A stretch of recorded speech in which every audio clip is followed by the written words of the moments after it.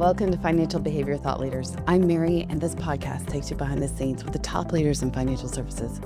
In Season 2, we're focusing on the future of financial conversations, how trust, communication, and decision-making are evolving, and what that means for the way we're engaging with money in work and in our lives. So whether you're in financial services, you're planning events, or simply navigating your own financial decisions, you're in the right place. Be sure and subscribe so you don't miss a conversation. So today we're exploring something a little different, not a strategy for growing your business, but a framework for growing your connection to the people around you. To bring this to life, I'm joined by the one and only Matt Halloran. Matt has been decades helping financial professionals find their voice and build their authenticity. But the idea he's bringing to us today goes beyond business. It's about masculinity, connection, and the power for asking for help and offering it. Matt calls it hope. Help one person every day. Let's get into it. Thanks, Matt, for joining us. Thanks for having me. Okay, I'm really excited to take this in this new direction, and I know you're going to be fired up. So let's start. What is changing right now in the way people think about connection and asking for help? Well, I think everybody knows somebody who said that they're lonely, right? I mean, it's been all over the news. It's kind of been a philosophical underpinning to some societal structure for quite a while that people feel more and more lonely. And that we have to address it, right? And the only way to address it is connection, right? And one of the greatest ways that you can have real connection is by doing something nice for somebody else. And that's I don't know if you remember this, but on the playground, right? Somebody's on the swing and you pushed your kid on the swing and that kid became your best friend, right? They're on that. Now this is dating myself because I don't even know if they have these anymore. It's like a merry-go-round. Maybe you were the person who pushed the merry-go-rounds and everybody wanted Matt to push the merry-go-round. They became your friends. We seem to have forgotten that. And very specifically men, right? So men, most of their social structure has to do with work or their home life. They don't actively go out and try to make friends. And so I think this male loneliness epidemic, the overall loneliness epidemic, and the fact that everybody's at war with each other. Mary, this is entirely by design. In Machiavelli's The Prince, he basically said, look, get everybody upset at each other and they don't have time to be upset at you. And so all of this can be solved by spreading a little magic, joy, and love in the world and just doing something kind. If every one of your listeners just chose one of the three things we're going to talk about today and did one of those every day, the world would improve dramatically. Absolutely. And I feel like you're talking about the elephant in the room that no one wants to talk about, but we've got to start talking about more of. What does loneliness look like in the rooms that you speak to? It's like they're soulless gray people just moving through the world, right? They don't have any direction. They don't have any connection. It doesn't matter if you believe if we're evolutionary or tribal or whatever, we are community beings. We have to have community. That's how our species has been so successful. Whether you do that through sports, whether you do that through spirituality, whether you do organized religion, right? Getting people together. And it's funny to me, not funny, it's actually quite sad. Funny is the wrong word there, is when I am at conferences and I'm on a big stage in front of a bunch of people. Mary, I know exactly who in the room. You can just tell by their face. And they have this blank emptiness, disconnected sort of feel, or they have to have some sort of external stimulus all the time to continue to keep that dopamine going because they're not getting that connection. They're not getting that dopamine from the person who's sitting freaking right next to them. So that's really what it looks like. And all of you out there, conference organizers, other people who speak, you know exactly what I'm talking. Mary, you know what I'm talking about. You and I have both been in rooms where we could have probably been, well, that person's not very happy. That person's lonely as hell. And we just know that because it's just written all over their face. So what feels different about right now compared to even a few years ago? What Oh, shifted? it's in the United States, it's everything's politics, right? So my grandmother said something to me when I was very, very young. She said, "Matt, there's something called polite conversation. You talk about sex, you don't talk about money, you don't talk about religion, and you don't talk about politics, right? And that's all we talk about, right? And we're wondering why most conversations seem so divisive is because we have been conditioned, and we have been conditioned. This happened with I mean, there's a lot of studies on this, and I don't want to come across as sounding like a weird conspiracy theory, but if you actually look at history, you can actually see that there were a couple of very big milestones that happened. Ronald Reagan basically said that news doesn't have to be true anymore in order for it to be news. Now, for some of you, you don't even know who Ronald Reagan is, right? But it wasn't that long ago that some dude did this, and now we look at all of the different things that are out there. So we are consistently bombarded with misinformation, with information to make me not like you. Because again, you go back to the book that was written that every world leader has read, called Machiavelli's The Prince. It specifically says you keep your people poor, you keep your people sick, and you keep your people angry. You do those three things, you can control huge swaths of people. And that's where hope happens in the positive way. I don't care what side of the political spectrum you're on. I don't care what religion you are. Because here's the deal. Every one of those, it's supposed to do something nice for somebody else, right? I was researching this new book that I'm working on, all about the different spiritual forms and how they actually talk about works, going out. Mary, you know something about this. Going out and talking about things and being helpful and kind to other people is a way to elevate yourself spiritually. We're like the lowest we've been spiritually in this country in my existence in 53 years. Yeah. Yeah. Okay, so I wanna dig in to hope. What Mhm. is hope? What does the framework look like? Sure. Tell us more about that. So help is help one person every day, right? So that's what hope stands for. And there's three kinds of hope that you can do. You can say something kind, you can do something kind, or you can be present for somebody who needs it. So the framework of hope, the speech itself is a story based speech, and these are all real life examples of things that have happened in my life that made a profound impact, not just on me, but the person who I was with. And so let's choke it saying something kind. The story that I have, and by the way, you can watch the TED Talk. So this has already been a TEDx talk. It's a very truncated version of what I'm offering through you guys now. But I went into the Navy at 17. I got on my ship and found out very quickly that we were going to war in 2 weeks. And so the chief bosun's mate, who was the guy who was my boss, basically said, you need to call your family, Matt. So I did what any normal, logical human would do was I looked around and noticed that most of my shipmates were really scared. I was on a big ammunition replenishment ship, Mary, which basically meant I was on a big floating bomb. Yeah. And if we had gotten hit by any explosive, or if we had a fire on the ship, we would blow up in like a 2 square mile radius, right? So it was really scary. So I did what any logical 17-year-old would do: is I walked around and told everybody I love them every day, because what I figured is if we all died today, at least these people would know that some weird dude loved them for no other reason than just because I can. Because Mary, I believe if you Mm. hate somebody for no reason, I can freaking love you for no reason. And so that's the first part of hope. And what the whole idea is, it wasn't received wildly well by some people. And by the way, some people, I still have a core group of, so this has been a long time ago. I still have a core group of 5 Navy friends. And I'm still the I love you guy. Like and if they need the I love you guy, they will message me and say, dude, hey, I need some love. And I'll shoot a video for them or whatever. I mean, it takes no time for me. And of course, these are people I care deeply about. But just saying something kind, please, thank you, right? Have a wonderful day, right? These and again, in polite conversation, was the norm, Mm. right? And it wasn't like flippant, right? Well, thank you. I'm not saying do that. I'm saying, making eye contact and saying thank you. We were just at a restaurant. My wife and I were just at a restaurant, and we had unbelievable service, right? And so not only do we tip well, because I think that's important, but But man, my wife was like, "You're going to say something, aren't you?" I was like, "Yes, I'm going to say something." And so the waitress came by, and I said, "Look, I just have to thank you. You have made this experience fantastic for us. I mean, you know, everything you could have done to be a great server for us, you ticked every box, and I want to say thank you." She choked up.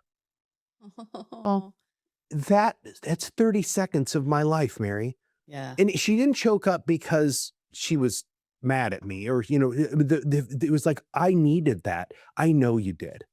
Right. So that's the first stage. And just so everybody needs it. Yeah. Yeah.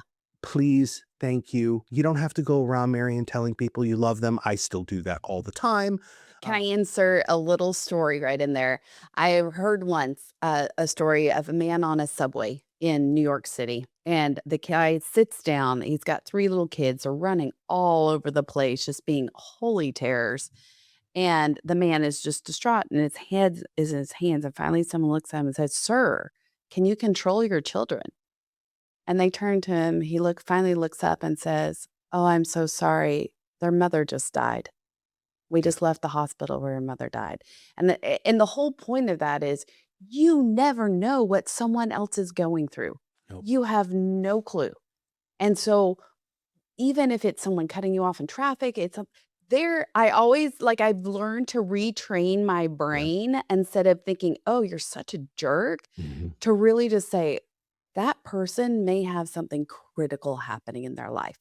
Whether mhm, it's true or not, it's just a better way to see life, and you start yeah. to see the glass half full rather than half empty. Well, and shouldn't we be trying to help people ignite that once again, right? So many people are so hopeless right now that they need hope. I mean, I didn't just call it hope, help one person every day for no apparent reason, right? It's because people really do need that hope. And you have no idea. When I was a therapist, I remember what in school, that was one of the main lessons. So there was two big things about what you just said there about the subway story.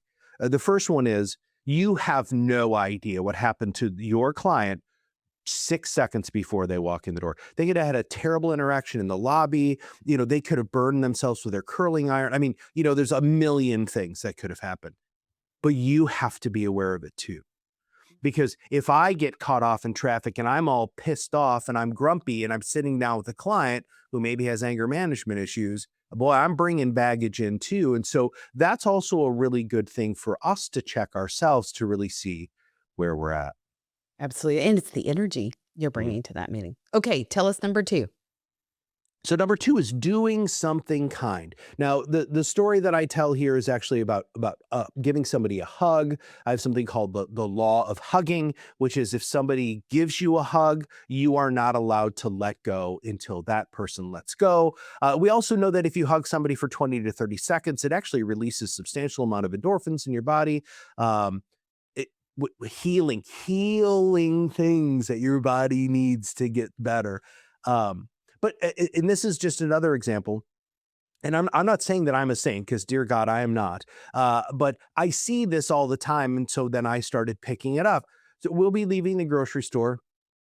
I'll have my cart or whatever, and I put my stuff, in the back of our station wagon, and all of a sudden, I will see somebody else taking their cart to the cart return. I'll go grab it, Sure. right? Or you see somebody who needs help trying to go ahead and do this. Now, the interesting thing about all of hope is there is a permission component of it, right? So, like, if I'm going to help a person with their groceries, I ask. And here's the best part, if they say no, I still asked. And it Mhm. still made them hopefully feel that somebody out there gave a crap, right? But again, holding the door for somebody.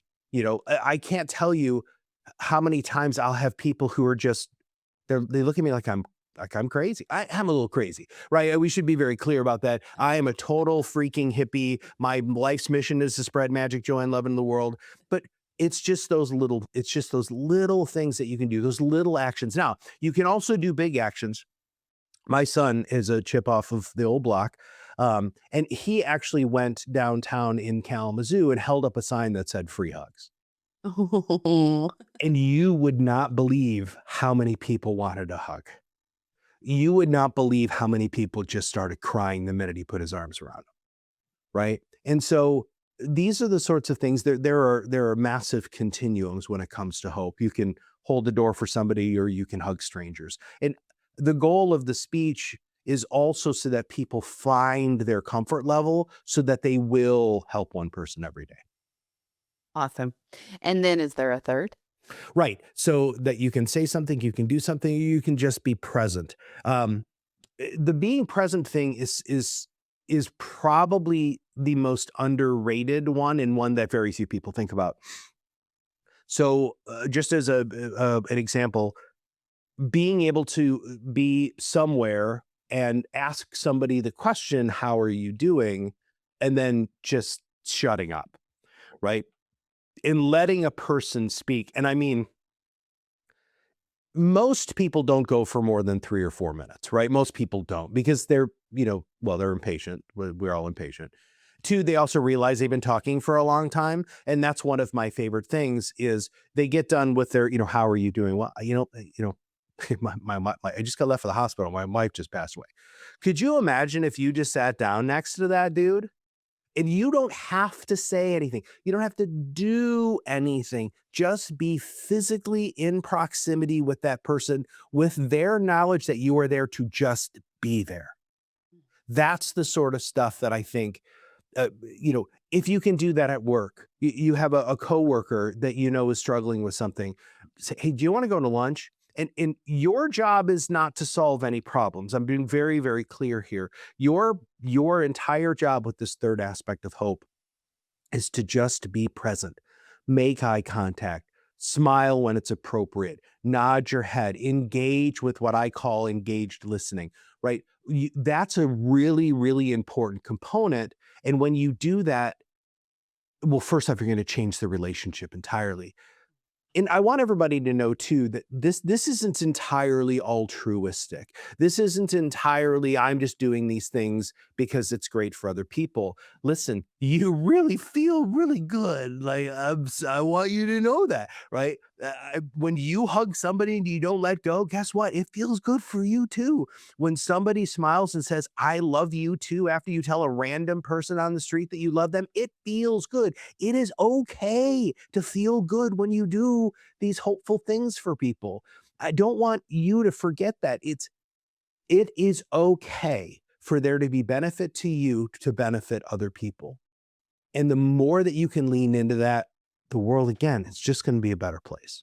Well, and I've got a quick story that just happened yesterday that Mm. showed that you can kind of mess up on this. You don't have a perfect framework to fall in. So I teach a fitness class and I get done and this woman comes up to me in tears, just crying, and she looks at me and says, "I had to put my dog down yesterday." Oh. And just tears. Now, I will be honest. I am not a dog person. I Mhm. am not an animal person. I do not get connected to them. So I have no connection there, but I knew she was in deep pain. And Mm. I just looked at her and said, "I am so sorry." And then she goes on, she told me about it, and I'm empathetic.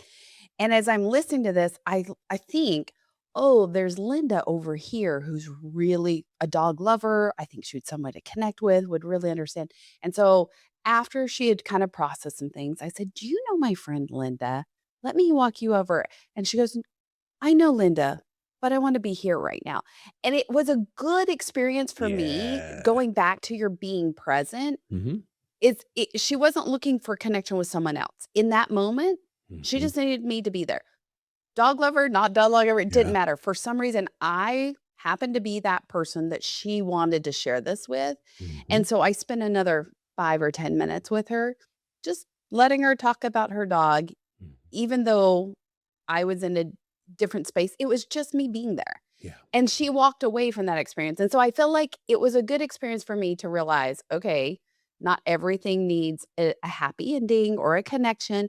And it's sometimes just being with the pain. And I actually told her in that experience, Mhm. "I'm really glad you're here. Yeah. I'm glad you came today. I'm glad you came to this class. I'm glad you're here. And I'm glad that you feel that pain. Like, I'm glad that you connected that much with your dog Yeah. and that you cared that much. And that was it. Mhm. Right. And so I think for those of us that want to fix things, it's sometimes hard to sit with it and be present because we just want everything to work out and be happy. And Right. yet sometimes, to your point, it's just be present, just be there. Well, the first story that I tell about, saying I love you to everybody on my ship, I mean, I ran into this guy, his name was Johnson, right? And Johnson, he roasted me every day. Like because I would find him every day. It just ended up being a game between he and I. He was a big dude. Like I'm not a big dude. He was a big dude. He was probably 6'2", 6'3", big guy. I'm not that tall. And he would just light into me. Hey man, hey Williams, I love you, man. Man, your mom. I mean, it was like a lot, right? And I have a very colorful version of that story for adult audiences, and I have a not so colorful story for other audiences. But it's really funny because I mean, I found out things about my personal hygiene, my appearance, a lot about my mom, right? And the funny thing is, it was it ended up being part of the game. At first, it was not. And I am my old mentor used to call it, you have something called persidity, persistence mixed with stupidity. And I love being persistent. I love, because here's the deal, even though that he didn't know it, when I told him that, his face changed. Right. And so I saw that. I've always been able to do that. It's a weird, probably trauma thing that I don't really read people's faces quickly. But when he ended up getting discharged, he's like, "Why did you say that to me every day?" Because he ended up getting a lot of trouble because he didn't just cuss me out, he cussed everybody out, which you can't do that in the military, right?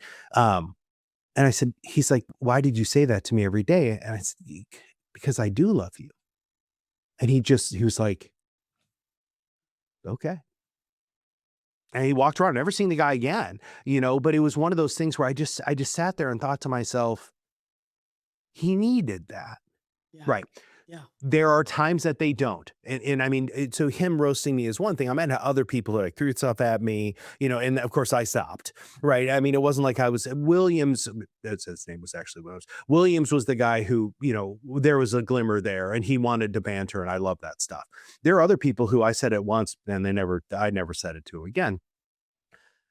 Nobody tried to punch me. Nobody, I didn't go up and start, doing this, right, to Yeah. hug people. Yeah. That's why the free hugs thing is just such an amazing exercise. If you really want to understand humanity, hold up a sign in a public place that says free hugs.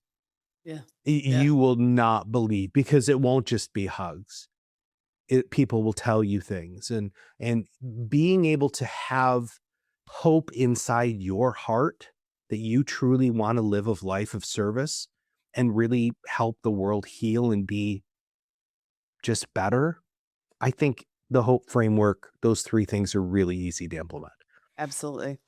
Okay, so where do you see people, especially men, resisting this idea?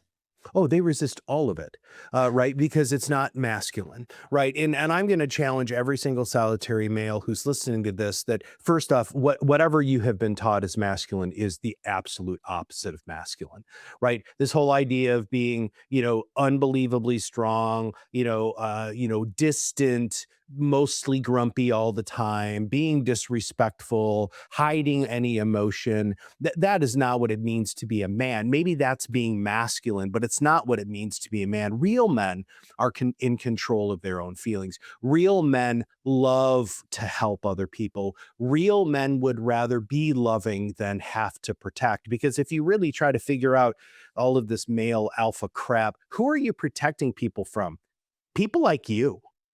Right? Yeah. That's what you're afraid of you. And so you're the one. And until you really do your work on yourself, until and I happen to be, um, a guy who ticks a lot of the male boxes, right? Entrepreneur, father of two, married for 30 years.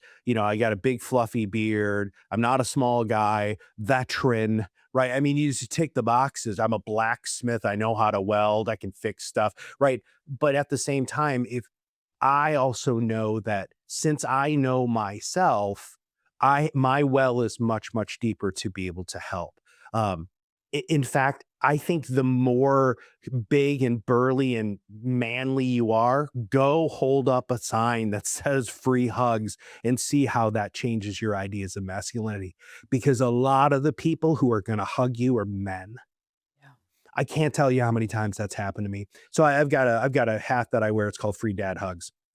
And there's a lot of reason behind that, but I wear it when I'm in airports, right? Because I'm that guy, right? And so not I've had a couple of people take me up on it, and mostly they're kind of side hugs, like, "Haha, I'm getting a hug from this weird guy," right? Which is fine, right? This is fine. But there was a time actually coming up the jetway, and one of the workers looks at my hat, and his lip quivered, and I was like, "Okay." I just hugged the dude. Right? I mean, he said, "Can I have a hug?" And of course I gave him a hug. And now this hat is a lot like this, very, very small. It says free dad hugs. You have to really look at it to see what it is. Yeah.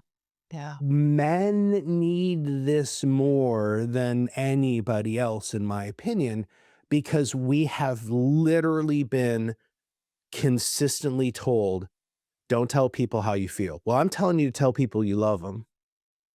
Right? Yeah. I mean, I'm going against don't show any sort of affection. No, I'm telling you to hug people, Yeah. right? And then the last thing is, do you remember growing up? And again, I'm older than most people probably listening to this, but uh, men were helpful, right?